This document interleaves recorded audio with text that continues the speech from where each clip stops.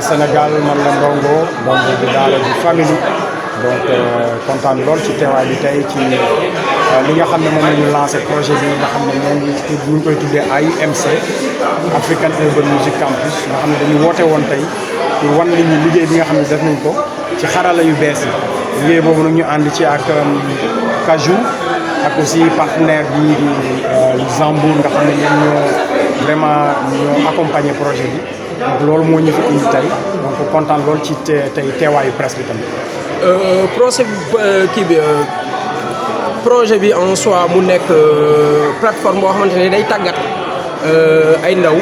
ci lépp lu jëm ci ay métiers autour des cultures urbaines nan la xalaat bi ñëwee wala nan nga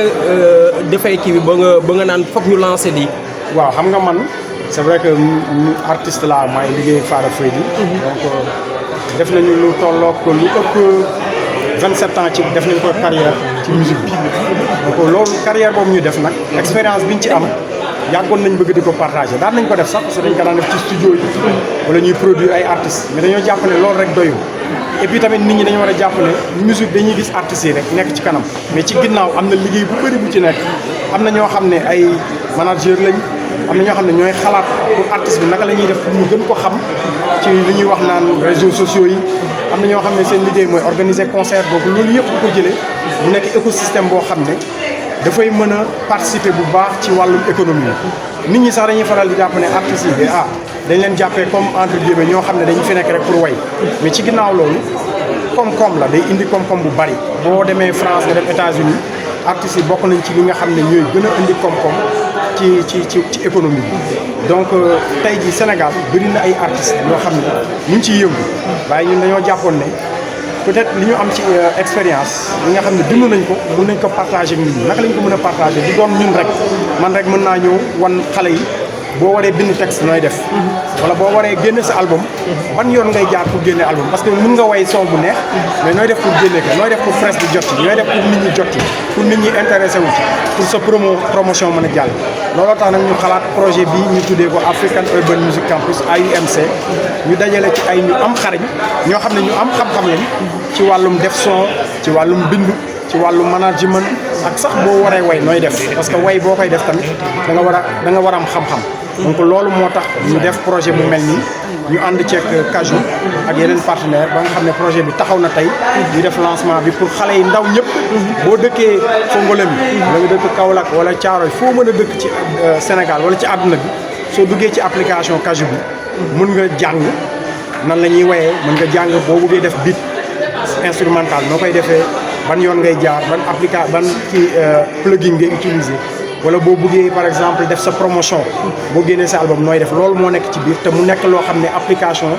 bu maanaam boo duggee ci plateforme bi doo fay dara mais mën nga topp cours yi comme ku nekk classe nga topp cours yi man ma lay yóbbu di la wan ñiy jàngale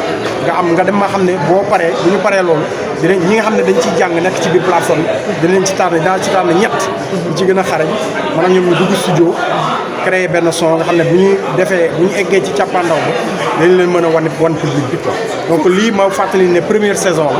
donc dina amaat yeneen saison incha allah mu nekk fukki formation yu ne ci biir nit ki mën leen def gratuitement waaye nan la xayma bi di demee ba ngeen xam ni ñi ñoo ci gën a xarañ foo leen di jaar ba xayma seen i xarañte. waaw xam nga parcours la mu ngi mel ne nga nekk ci benn école boo xam ne da ngay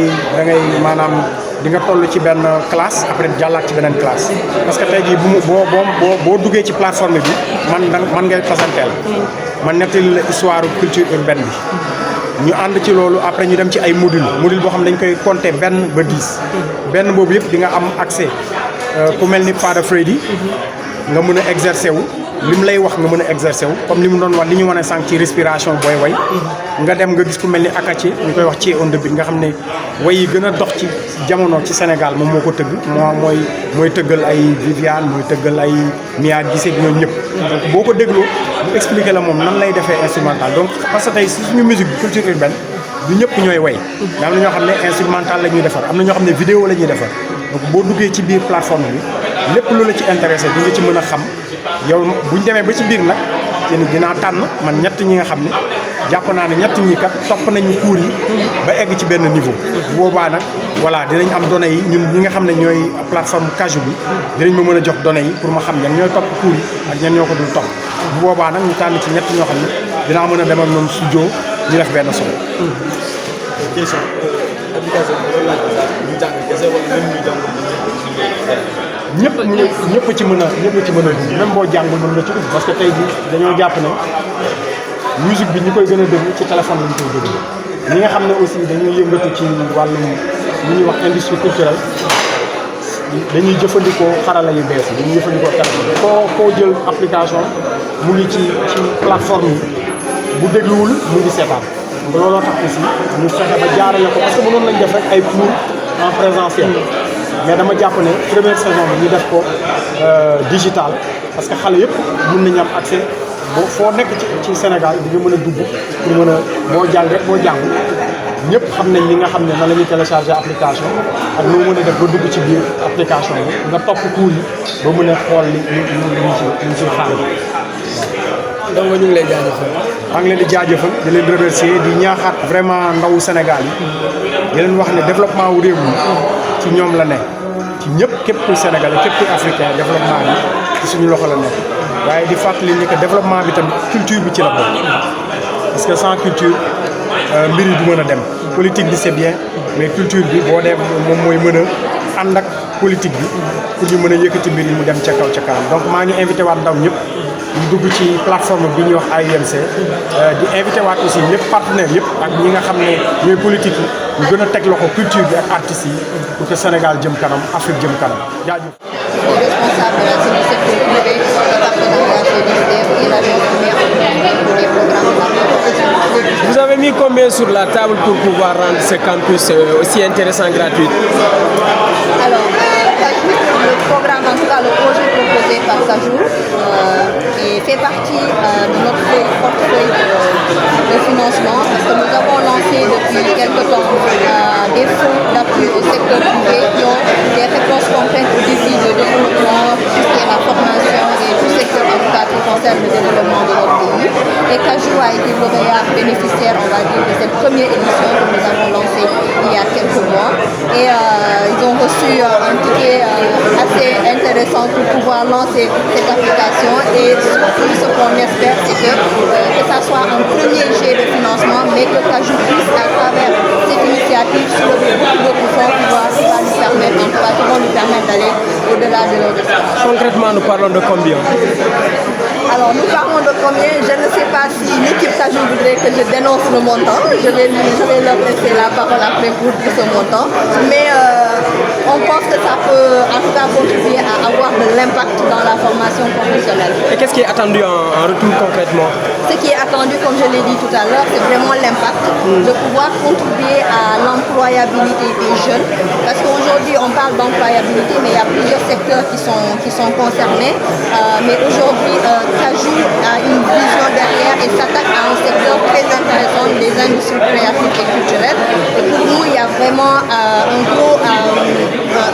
marché, on va dire, un gros potentiel que Kaju aujourd'hui se promet en tout cas de répondre. Et on est confiant qu'ils vont pouvoir répondre à ces demandes d'employabilité des jeunes dans ce secteur-là. Et c'est pourquoi nous avons vraiment voulu l'accompagner. Mais la coopération aujourd'hui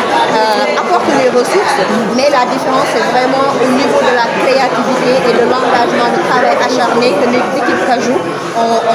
actuellement pour pouvoir mener à bien ce projet-là. Et vous allez l'accompagner sur combien de temps?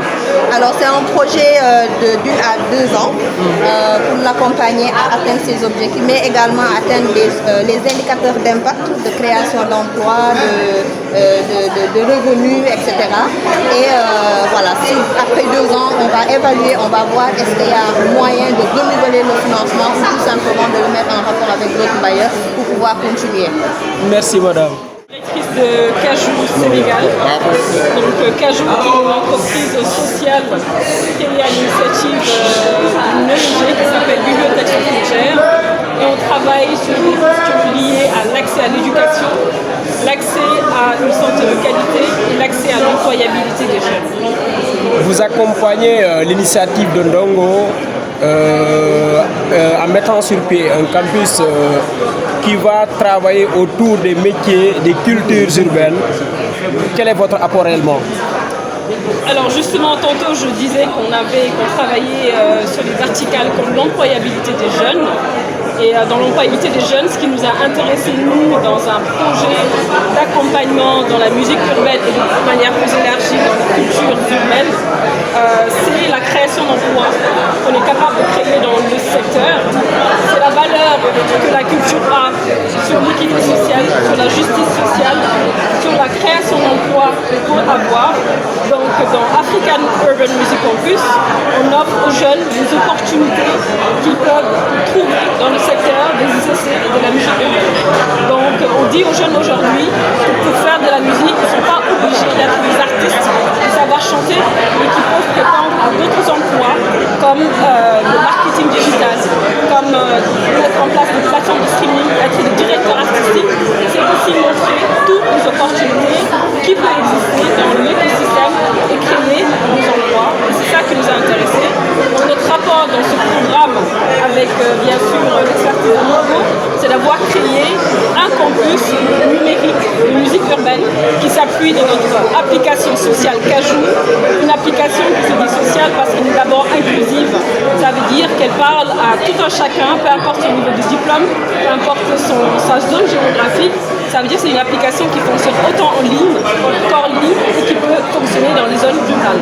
Donc c'est comment est-ce qu'on déploie notre dispositif pour qu'il parle à tout un chacun, à tous les Sénégalais, à tous les Africains, qu'on amène du contenu de qualité dans la musique urbaine. La question qui taraude mon esprit, c'est que la formation en soi, elle est gratuite. En tout cas pour cette première édition, quel est le modèle économique qui vous permettra de rentrer sur la question économique en 300 tarot? Alors merci pour cette question. Le modèle économique du projet, donc dans un premier temps, on lance la saison 1 qui se veut gratuite, accessible à tous, qu'on a pu mettre en place ici grâce à l'appui de notre partenaire ici présent, qui va prendre parole tout à l'heure. Donc la coopération luxembourgeoise à travers leur ticket, le Lux Aid Challenge Fund, qui accompagne le secteur privé à mettre sur pied des projets qui incitent à l'insertion professionnelle et à la création d'emplois. Donc c'est grâce à la coopération luxembourgeoise et plus particulièrement le Lux Aid Challenge Fund qu'on a pu mettre sur pied ce projet et bien sûr le rendre gratuit à tous les Sénégalais, à tous les Africains. Et j'en profite pour faire un appel aussi à tous les bailleurs de fonds, aux partenaires étatiques de se rallier, de se joindre à nous justement pour faire élargir notre programme, pour faire d'autres saisons, qu'on puisse les rendre gratuites. Et demain, bien sûr, c'est aussi arriver à mettre en place un modèle économique dans lequel les partenaires, les experts, qu'on a pu appeler les experts, les artistes, vont s'y retrouver et pourront prétendre aussi à des revenus grâce à ces plateformes de formation. Donc voilà. Merci madame. Je pense que Mongo peut prendre part. Je reprends qui je suis. Alors je suis Marem Fall, directrice de Cajou Sénégal.